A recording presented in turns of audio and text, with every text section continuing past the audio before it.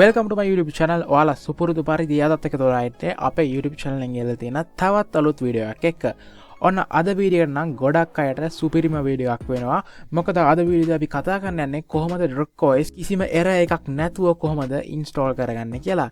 ඉතින් ඒ වගේ මම මේක recommend කරන්නේ මොකක් හරි error එකක් වෙලා ඔයාලට Drock OS එක install කරගන්න බැරි වුණ කෙනෙක් නම් විතරයි. Original installation method එකෙන් එන්නේ නැති features ගොඩක් මේ අපිට නැති වෙනවා. Original version එක ඔයාලට වැඩ කරනවා නම් ඔයාලා මේ method එක use කරන්න යන්න එපා. ඉතින් මොකක් හරි error එකක් ඇවිල්ලා හරි මොකක් හරි failure එකක් වුණ කෙනෙක්ට මේ method එක මට recommend කරන්න පුළුවන්. ඉතින් වැඩි කතා නැතුව අපි යමු අද වීඩියෝ එකට.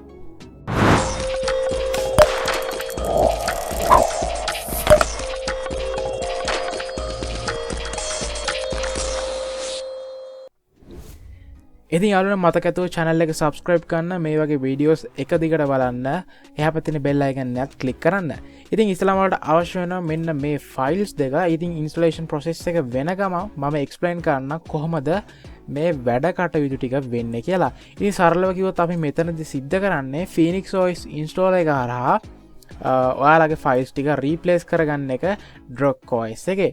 ඉතින් ඉස්සෙල්ලාම ඔයාලට මෙන්න මේ අදාළ ෆයිල්ස් ටික ඩවුන්ලෝඩ් කරගන්න සිද්ධ වෙනවා. ඉතින් ඔයාලා පාවිච්චි කරන වෙබ් බ්‍රවුසර් එකට යන්න. එහෙම නැත්නම් ඔයාලට පුළුවන් මම ලින්ක් එක දාලා තියෙනවා පළවෙනි කමෙන්ට් එකේ. ඒක හරහා ඔයාලට ඩිරෙක්ට් ඩවුන්ලෝඩ් පේජ් එකට එන්නත් පුළුවන්. ඉතින් මේ විදිහට මේ පේජ් එකට ආවට පස්සේ ඔයාලට පහළට ගියම බලා ගන්න පුළුවන් Drock OS setup කියලා තියෙනවා. ඊට පස්සේ තියෙනවා යට Phoenix OS installer කියලා. ඉතින් මතක තියාගන්න මේක 64 bit සහ 32 bit කියලා වෙනම වෙන් කරලා තියෙන්නේ ඔයාලගේ version එක අනුව ගැලපෙන files දෙක download කරගන්න. ඉතින් උදාහරණයක් විදිහට මගේ තියෙන්නේ 64 bit. ඉතින් ඔයාලා ඉස්සලාම download කියලා මෙන්න මේ Drock OS එක download කරගන්නත් ඕනේ, Phoenix OS එක download කරගන්නත් ඕනේ. ඉතින් මම දැනටම download කරගෙන තමයි තියෙන්නේ මෙන්න මේ විදියට. ඉතින් ඔයාලා මතක ඇතුව Drock OS file එක extract කරගන්න මෙන්න මේ විදියට මම දැනටවත් extract කරගෙන තියෙන්නේ. ඊට පස්සේ step 2 එක විදියට ඔයාලා කරන්න ඕනේ මෙන්න මේ Phoenix OS install කියන එක double click කරලා open කරගන්න එක. ඉතින් මේ විදියට අපිට බලා ගන්න පුළුවන් මේකේ interface එක Phoenix OS installer එකේ. ඉතින් මෙතනදී ඔයා මේ install කියන බටන් එකට click කරගන්න. ඉතින් මෙතනදී ඔයාලා ඔයාගේ partition එක select කරගන්න සිද්ධ වෙනවා. ඉතින් ඔයාලා කැමති එකක් මෙතන select කරගන්න ප්‍රශ්නයක් නැහැ. ඊට පස්සේ ඔයාලට දෙන්න පුළුවන් GB ප්‍රමාණය ඉල්ලනවා. ඉතින් මෙතනදී ඔයාලා දෙන space එක තමයි Drock OS එකටත් apply වෙන්නේ. ඉතින් මතක ඇතුව ඔයාලා games වගේ දේවල් play කරන්න ඉස්සරහට බලාපොරොත්තු වෙනවා අනිවාර්යයෙන්ම ලොකු GB ගාණක් දෙන්න. 32 GB දෙන්න පුළුවන් නම් ගොඩක්ම හොඳයි. ඉතින් ඒ වගේ මම නම් කියන්නේ minimum අඩුම තරමේ 8 GB වත් දෙන්න කියලා. ඉතින් මම මෙතනදී 32 GB select කරගන්නවා. ඊට පස්සේ මම කරන්නේ මෙතන install කියන බටන් එකට click කරගන්න එක. ඉතින් මේ විදිහට progress bar එකක් යනවා ඔයාලට බලා ගන්න පුළුවන් වෙයි. ඉතින් මේක ඔයාගේ hard disk එකේ speed එක මත රඳා පවතිනවා. ඉතින් උපරිම විනාඩි 10ක් විතර යන්න පුළුවන් මේක install වෙන්න. ඉතින් මේක install වුණාට පස්සේ අපි වීඩියෝ එකේ ඊටු ටික කතා කරමු.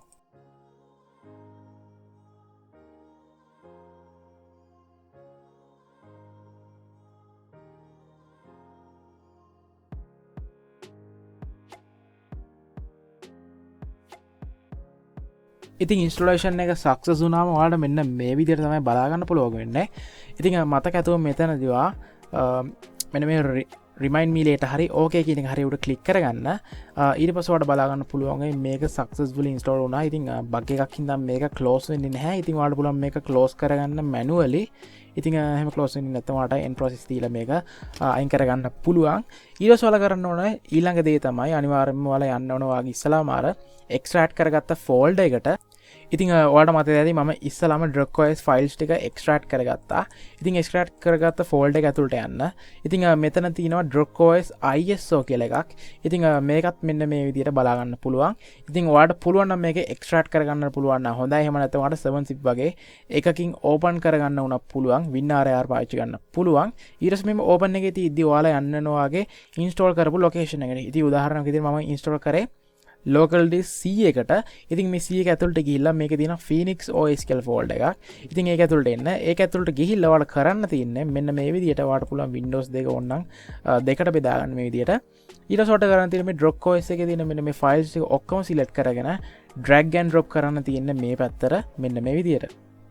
ඉතින් මෙන්න මේ ටිකත් කොපි වෙන්න තමයි තියෙන්නේ. ඉතින් සරලව කිව්වොත් අපි මෙතනති කරන්නේ Drock OS එකේ ෆයිල්ස් ටික Phoenix OS එකේ ෆයිල්ස් ටිකට රීප්ලේස් කරන එක. එතකොට අපේ කිසිම ප්‍රශ්නයක් නැතුව data entries ටික සහ grub එකේ entries ටික ප්‍රශ්නයක් වෙන්නේ නැහැ. ඉතින් Phoenix OS වගේ තමයි run වෙන්නේ on වෙනකොට. ගොඩක් අය ප්‍රශ්න වෙන්නේ grub to win එක වගේ software support කරන්නේ නැති ප්‍රශ්නේ. ඉතින් boot වෙන තැනදී තමයි ගොඩක් අයගේ වෙන්නේ මේ වගේ ප්‍රශ්න ඇති වෙන්නේ. ඉතින් ඒක fix කරගන්න හොඳම විදිය තමයි මේක. ඉතින් අනිවාර්යයෙන්ම බලමු අපි ඉස්සරහට කොහොමද ඊටු ටික වැඩ කරන්න කියලා.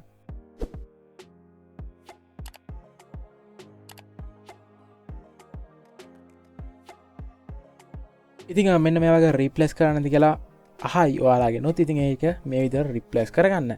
ඉතින් අපේ වැඩේ 100%ක් සාර්ථකයි දැන්. ඉතින් අපි Phoenix OS folder එකට අපේ Drock OS files ටික copy paste කරගෙන තමයි තියෙන්නේ. ඉතින් හොඳට check කරන්න මෙන්න මේ විදිහට system.img එකේ සාමාන්‍යයෙන් තිබ්බ size එකට වඩා size එකකින් වැඩි වෙලාද කියලා. ඒකට අපිට confirm කරගන්න පුළුවන් මේකේ රීප්ලේස් වීමක් සිදු වුණා කියලා. ඉතින් දැන් අපිට කරන්න තියෙන්නේ PC එක restart කරලා බලන්න කොහොමද මේක on කරගන්න කියලා. Like you, be strong to hold the powers of the sun.